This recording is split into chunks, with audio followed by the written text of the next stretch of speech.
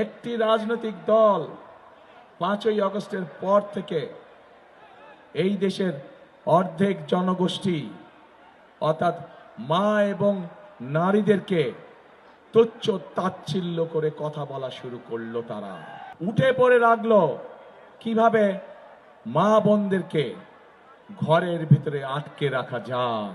আমরা দেখেছিলাম স্বৈরাচারের সময়, যেই স্বৈরাচার এক যুগেরও বেশি সময় ধরে বাংলাদেশের মানুষের কাঁধে চেপে বসেছিল, আমরা দেখেছিলাম সেই সময় কিভাবে এই দেশের মানি গুণী সম্মানী মানুষদেরকে কথায় কথায় তারা তুচ্ছ তাচ্ছিল্য অপমানিত করত। আমরা দেখেছিলাম কিভাবে ভিন্ন মতের রাজনৈতিক নেতৃবৃন্দ কর্মীদেরকে বিভিন্নভাবে অত্যাচার, নির্যাতন, তুচ্ছ তাচ্ছিল্য অপমানিত করত তারা। প্রিয় ভাই বোনেরা, 2024 সালের 5ই আগস্টের পরে আমরা ধরে নিয়েছিলাম বাংলাদেশের রাজনীতিতে একটি গুণগত পরিবর্তন হয়েছে। এই মুহূর্তে বাংলাদেশে যে দলগুলো রাজনীতি করছে তারা জনগণের মান মর্যাদা সম্মান অক্ষুণ্ণ রেখে কথা বলবে এবং রাজনীতি করবে। কিন্তু আমরা কষ্টের সাথে খেয়াল করলাম যে একটি রাজনৈতিক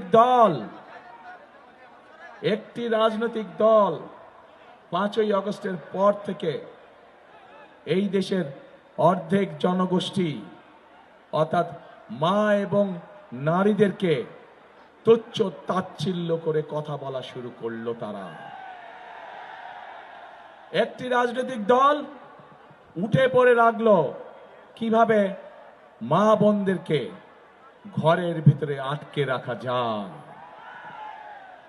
একটি রাজনৈতিক দল বিএনপি যেখানে পরিকল্পনা গ্রহণ করেছে যে বাংলাদেশকে যদি সামনের দিকে বাড়াতে হয়, বাংলাদেশকে যদি সামনের দিকে নিয়ে যেতে হয়, তাহলে সমগ্র জনগোষ্ঠীর এই যে অর্ধেক নারী সমাজ তাদেরকে কখনো পেছনে রেখে সামনে আগানো সম্ভব না। কারণ আমরা বিশ্বাস করি দেশকে পুনর্গঠন করতে হলে, দেশকে গড়ে তুলতে হলে নারী পুরুষ সকলকে একসাথে কাঁধে কাঁধ মিলিয়ে কাজ করতে হবে।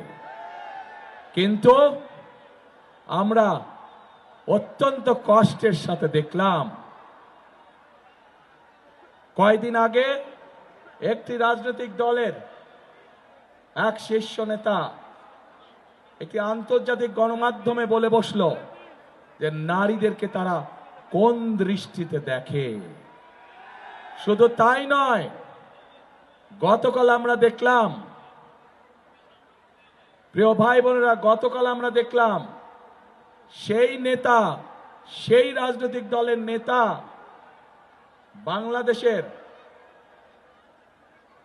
যে নারীরা, যে মায়েরা কর্মজীবী, সংসার চালানোর জন্য, সংসারকে ধরে রাখার জন্য, সংসারকে সুখে শান্তিতে রাখার জন্য যে লক্ষ কোটি মা বোনেরা বিভিন্ন জায়গায় কর্মসংস্থানে নিযুক্ত আছে, কর্মজীবী মায়েরা বোনেরা তাদেরকে কি ভাষা ব্যবহার করে কথা বলেছে।